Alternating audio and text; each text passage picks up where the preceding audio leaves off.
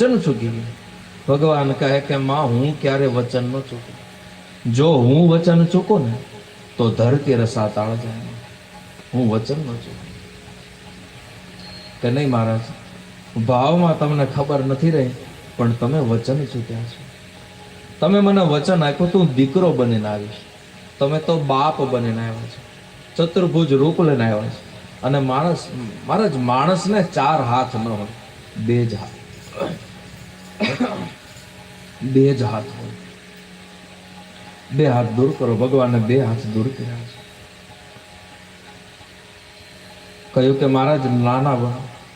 ભગવાન એક થોડાક નાના બન્યા પાછું પૂછ્યું કે માં હવે જુઓ તો કે નહીં, હજી નાના બનો, હજી નાના, હજી નવું બનતું.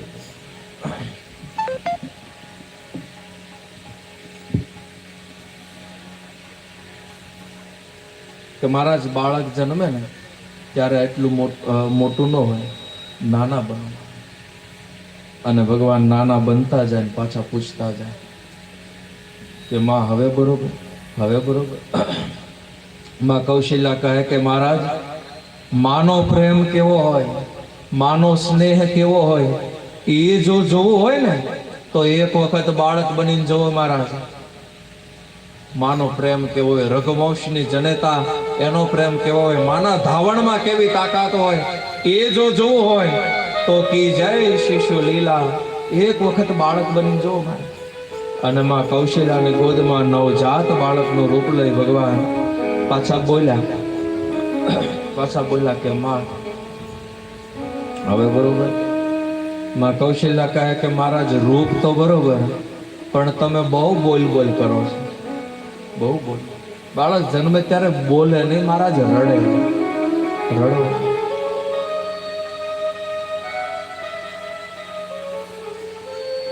ભગવાન કહે, માં કૌશલ્યાને કહે કે માં હજી મારે માથે ક્યાં એવા દુઃખ પડ્યા કે મારે રડવું પડે.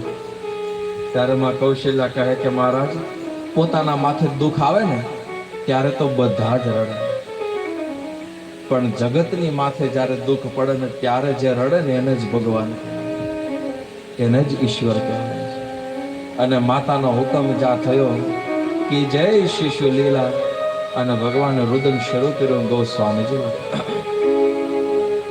સોની બચન સુજાના રોદન ઠાના હોઈ બાલા સુરભૂ.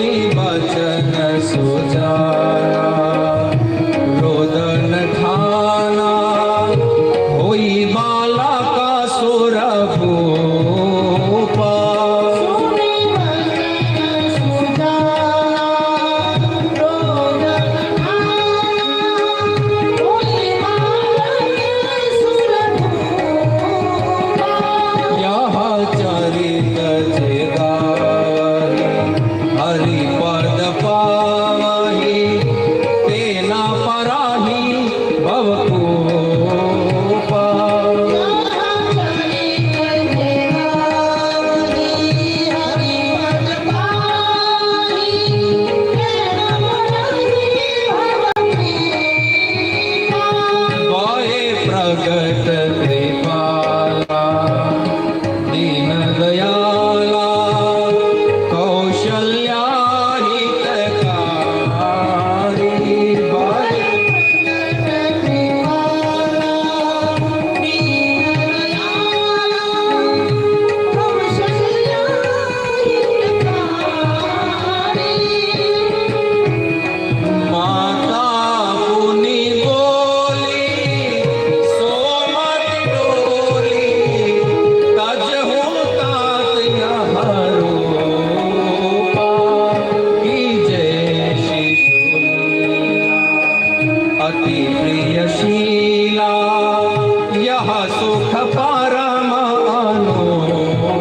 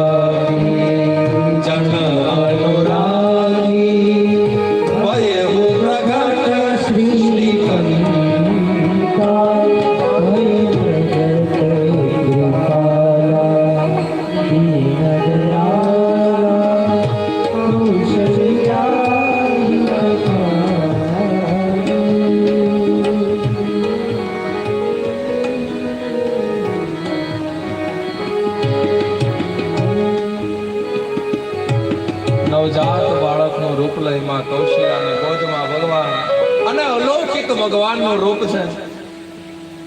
ભગવાનના સુંદર વિરામ નેત્રો છે, વાકડિયા વાળ છે, અલૌકિક ભગવાનનું રૂપ છે.